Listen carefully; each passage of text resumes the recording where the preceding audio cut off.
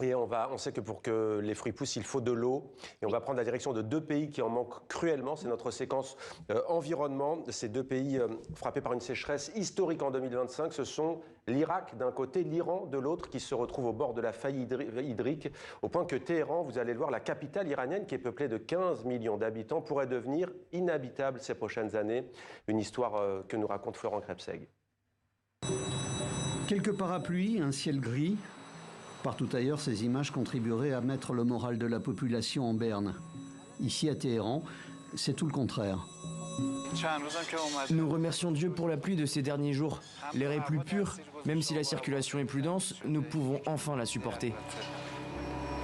La province de la capitale iranienne n'a pas connu de vraies précipitations depuis 3 mois.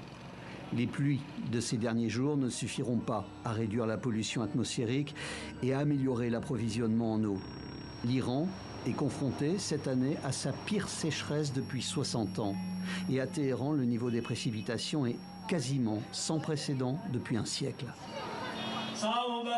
Il y a un mois, dans la grande mosquée Imamzadeh Saleh, la prière du vendredi était en partie consacrée à cette pluie. Son retour, tant espéré, permettrait de mettre fin aux coupures d'eau. Une semaine avant cette prière, les autorités envisageaient avant la fin de cette année une solution radicale. S'il ne pleut pas d'ici là, nous allons manquer d'eau et nous devrons évacuer Téhéran. Évacuer une agglomération de 10 millions d'habitants. Pour l'heure, la décision n'a pas été prise.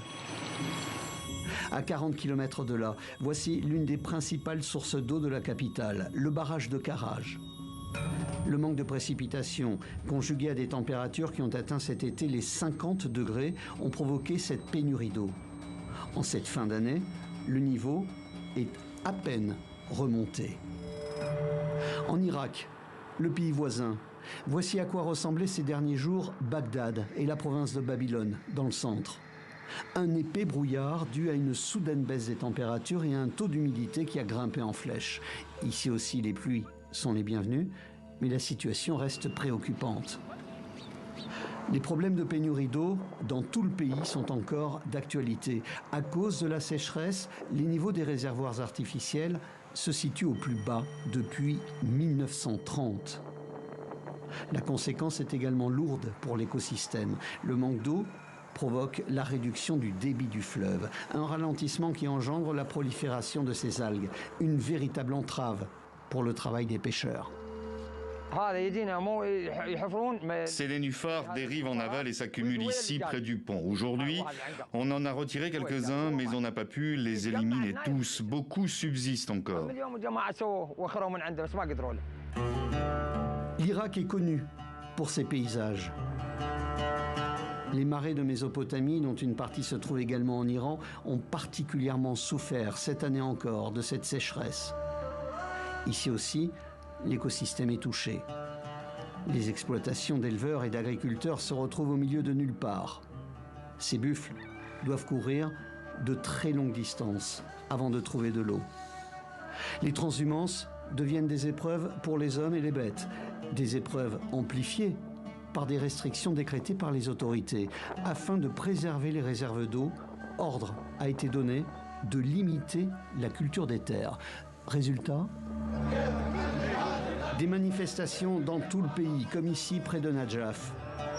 La colère des agriculteurs s'exprime contre les taxes d'irrigation et ces interdictions de travailler qui s'ajoutent aux conséquences de la sécheresse.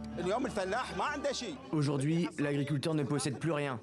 Le gouvernement nous a alloué ces terres pour que nous les cultivions. Elles ne sont plus cultivées. Nous n'avons droit à aucune indemnisation. Ils ont coupé l'eau et n'ont pas payé nos droits de blé. Aucune compensation. Les espoirs de l'Irak d'atteindre l'autosuffisance en blé ne sont plus d'actualité. Retour en Iran et à Téhéran, où ces derniers jours, la vue vers les montagnes apporte un nouvel espoir. Les sommets sont enneigés. L'évacuation de la ville ne devrait peut-être pas être pour cette année 2025. Quelques mois de répit avant l'été 2026. Voilà, on souhaite que la pluie tombe sur ces deux pays, l'Irak et l'Iran.